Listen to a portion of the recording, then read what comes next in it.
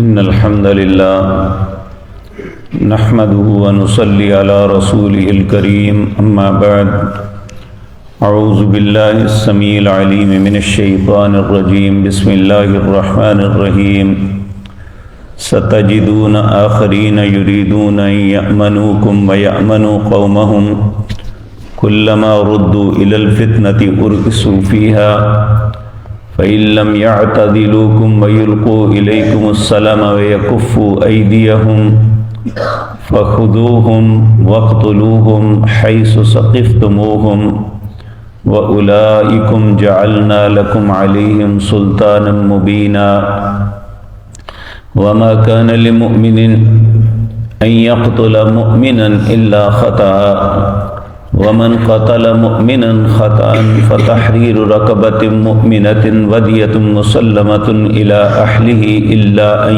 يصدقوا فإن كان من قوم عدو لكم وهو مؤمن فتحرير رقبة مؤمنة وإن كان من قوم بينكم وبينهم ميثاق فدية مسلمة إلى أهله وتحرير رقبة مؤمنة فمن لم يجد فصيام شهرين متتابعين توبة من الله وكان الله عليما حكيما ومن يقتل مؤمنا متعمدا فجزاؤه جهنم خالدا فيها وغضب الله عليه ولعنه وأعد له عذابا عظيما۔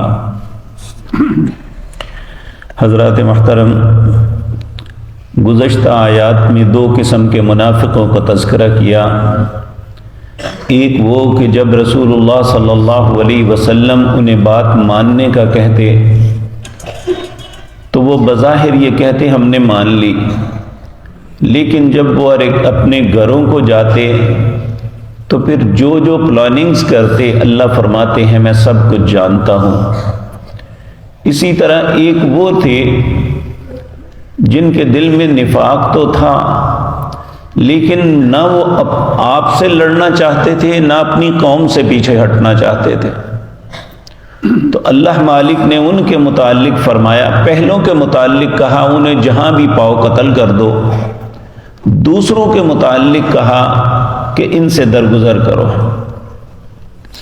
اب یہ تیسری قسم ہے ستجدون آخرین یریدون ان یأمنوکم ویأمنوا قومہم۔ یہ وہ لوگ ہیں جو بہت مکار اور چلاک ہوتے ہیں، ہر دونوں کو یقین دلاتے ہیں میں تمہارے ساتھ میں تمہارے ساتھ۔ اللہ فرماتے ہیں ان کا ارادہ یہ ہے کہ یأمنوکم ویأمنوا قومہم، تمہارے ساتھ بھی امن سے رہیں اور اپنی قوم کے ساتھ بھی، حالانکہ حقیقتاً ایسا نہیں ہے۔ کلما ردوا الی الفتنۃ ارکسوا فیہا، جب یہ لوٹ کے جاتے ہیں تو فتنے کے اندر جب آزمائے جاتے ہیں تو یہ مسلمانوں کے خلاف ہی ہوتے ہیں۔ فإن لم يعتزلوکم ویلقوا الیکم السلام، اگر یہ باز نہ آئیں اور تمہیں صلح کا پیغام نہ دیں، ویکفوا ایدیہم، اور اپنے ہاتھوں کو تمہارے خلاف نہ روکیں، فخذوہم واقتلوہم حیث ثقفتموہم، انہیں بھی پکڑو اور قتل کرو جہاں بھی تم انہیں پاؤ۔ اولئک جعلنا لکم علیہم سلطانا مبینا، اللہ فرماتے ہیں اولئک وہ ایسے لوگ ہیں جعلنا کیا ہم نے لکم تمہارے لیے ان پر واضح غلبہ۔ یعنی یہ بات سمجھنی چاہیے کہ منافق آدمی جو ہے چاہے وہ کتنا ہی قد کاٹ کا کیوں نہ ہو، دلی طور پہ بزدل ہوتا ہے، بظاہر بڑکیں بہت زیادہ، لیکن جب کسی چیز کا سامنا ہوتا ہے اس جیسا بزدل ہوتا ہی نہیں۔ سورت منافقون میں ہم نے پڑھا ہے، اللہ کہتے ہیں اس طرح ہے جس طرح لکڑی کھڑی کی ہوئی ہے دیوار کے ساتھ، ذرا سا ہاتھ لگاؤ ادھر گر جائے گی۔ تو یہ کیفیت ہوتی ہے۔ حقیقت بات یہ ہے کسی بھی انسان کو ایمان دلیر کرتا ہے، چاہے وہ بظاہر جسمانی طور پہ کتنا ہی کمزور کیوں نہ ہو، اللہ پہ بھروسہ، اس پہ ایمان ہی اسے قوت اور طاقت عطا کرتا ہے۔ پھر اللہ فرماتے ہیں جب لڑائی ہو احتیاط کرنی ہے کہ تمہارے ہاتھوں سے کوئی مومن یا مسلمان قتل نہ ہو جائے۔ اب یہاں تو لڑائی کا معاملہ ہے، لیکن یہ قتل خطا کا قانون بتایا۔ اور آج یہ جو ہم موٹر سائیکلیں اور گاڑیاں بے تحاشا بگا کے لوگوں کو مار دیتے ہیں، یہ بھی قتل خطا کے اندر ہے۔ اسی طرح بعض لوگ اپنی خوشیوں میں یا ویسے ہی اپنے سے باہر ہو کے ہوائی فائرنگ کرتے ہیں تو گولی کسی کو لگ جاتی ہے اور وہ شخص مر جاتا ہے، اندیکھی گولی سے مر جاتا ہے اور اسے احساس بھی نہیں۔ اور اسی طرح بعض لوگ یہ گڈیاں چڑھاتے ہیں، پتنگ بازی کرتے ہیں، کتنے لوگ ہیں جن کے گلے کٹ گئے، گھر اجڑ گئے، یہ بھی قتل خطا ہے۔ اور کبھی کسی کے دل میں یہ نہیں آیا کہ اس کا بھی کوئی بدلہ ہے۔ کیا ہے؟ اللہ فرماتے ہیں وَمَا كَانَ لِمُؤْمِنٍ أَن يَقْتُلَ مُؤْمِنًا إِلَّا خَطَأً، کسی مومن کے لیے لائق نہیں ہے کہ اس کے ہاتھوں کوئی مومن قتل ہو، اگر خطا سے بھی ہو جائے۔ وَمَنْ قَتَلَ مُؤْمِنًا خَطَأً، اگر وہ مومن غلطی سے قتل ہو جائے، فَتَحْرِيرُ رَقَبَةٍ مُؤْمِنَةٍ، اس پہ دو جرمانے ہیں۔ ایک یہ کہ ایک مومن آزاد کو، مومن غلام کو آزاد کروائے۔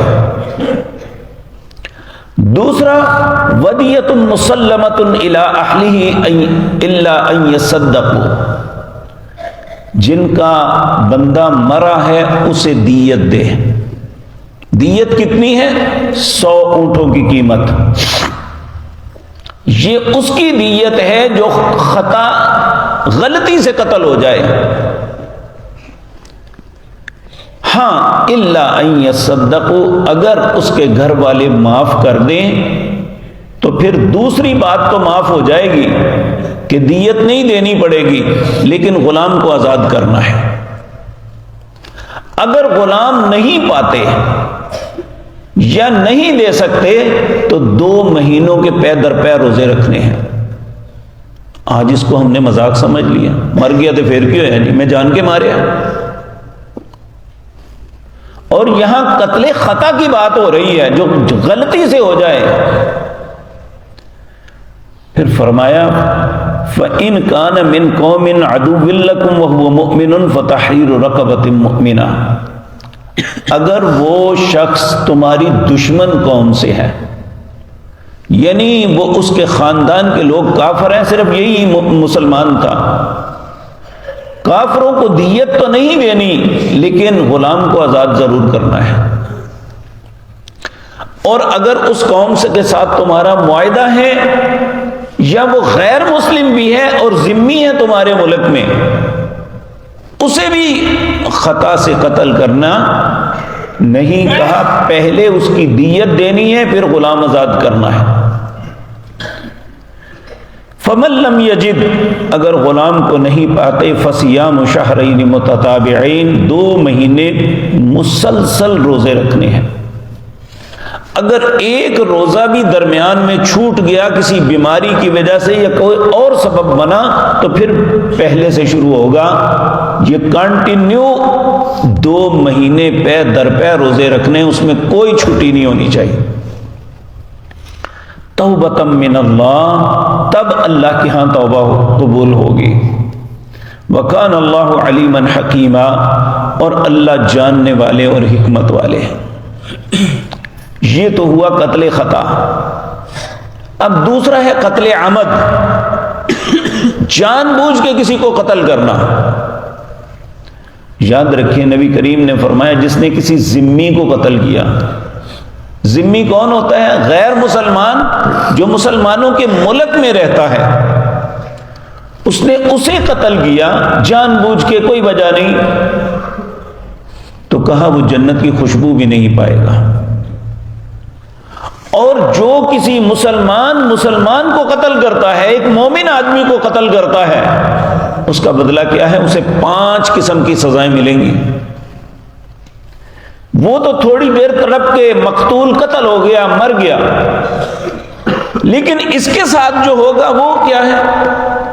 وَمَن يَقْتُلْ مُؤْمِنًا مُتَعَمِّدًا، جو کسی مومن کو جان بوجھ کے قتل کرتا ہے فجزاؤہ جہنم، پہلی بات اس کی جزا جہنم ہے، دوسری خالدن فیہا، اس جہنم میں ہمیشہ رہے گا، کبھی نہیں نکلے گا، کیونکہ بہت سے لوگ اپنا گناہ بھگت کے باہر آ جائیں گے، لیکن جان بوجھ کے مومن کو قتل کرنے والا کبھی جہنم سے نہیں نکلے گا۔ تیسرا وغضب اللہ علیہ، اللہ کا ہمیشہ اس پہ غضب، غصہ رہے گا، اللہ کبھی اس پہ خوش نہیں ہوں گے۔ وَلَعَنَهُ، اور اس پہ لعنت ہوگی اللہ کی طرف سے۔ لعنت کیا ہے؟ کہ ہمیشہ کے لیے اللہ کی رحمت سے محروم رہے گا، جبکہ اس دنیا کے اندر اللہ کی اتنی رحمتیں ہیں، یہ صرف اللہ کی رحمت کا ایک حصہ ہے۔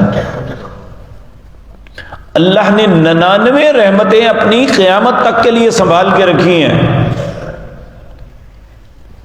اور اس وقت جب اللہ بڑا رحم فرمائیں گے اس پہ پھر بھی رحم نہیں ہوگا، یہ اللہ کی لعنت کا مستحق ہوگا۔ وَأَعَدَّ لَهُ عَذَابًا عَظِيمًا، اللہ نے اس کے لیے بہت عظیم، عظیم سے مطلب جس کی کوئی حد نہیں، ایسا عذاب تیار کر کے رکھا ہے۔ آج اگر ڈکیت، چور کسی سے پیسے نکلے اسے گولی مار کے مار دیتے ہیں، تو یہ ایک ایسا بڑا جرم ہے۔ نبی کریم صلی اللہ علیہ وسلم نے فرمایا انسان اسلام کی چھتری اس کے نیچے سے نہیں نکلتا، یعنی یہ گناہ بھی کرتا ہے تو اسلام کی چھتری اس کے نہیں ہٹتی، حتیٰ کہ یہ کسی مومن آدمی کو عمدن قتل کر دے تو یہ اسلام سے نکل جاتا ہے، الا یہ کہ یہ توبہ کر لے یا ان سے معافی مانگ لے۔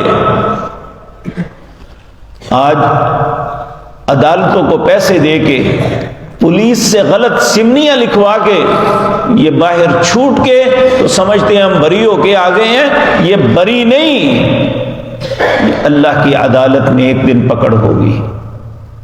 اس لیے کسی کو ہوش کے ساتھ بات کرنی چاہیے، اور یہ بھی بات ذہن میں رکھے، مومن کو قتل کرنا تو دور کی بات ہے، نبی کریم صلی اللہ علیہ وسلم نے مومن کی طرف ہتھیار کرنے سے، مذاق سے ہتھیار کرنا بھی منع کیا ہے، اور ہم بڑی آسانی سے کہہ دیتے ہیں میں تینوں گولیاں مار دیاں گا، میں تینوں چھری مار دیاں گا۔ تو یہ ایسے جرائم ہیں جن کو ہم گناہ نہیں سمجھ رہے، جبکہ اللہ کی نظروں میں یہ بہت بڑے جرائم ہیں۔ اللہ ان سے ہماری حفاظت فرمائے، اللہ ہمیں ایسی بات سے بھی بچائے کہ کوئی ہم پہ ظلم کرے، اور اس بات سے بھی اپنی پناہ عطا کرے کہ ہم کسی پہ ظلم کریں۔ اقول قولی ھذا واستغفر اللہ لی۔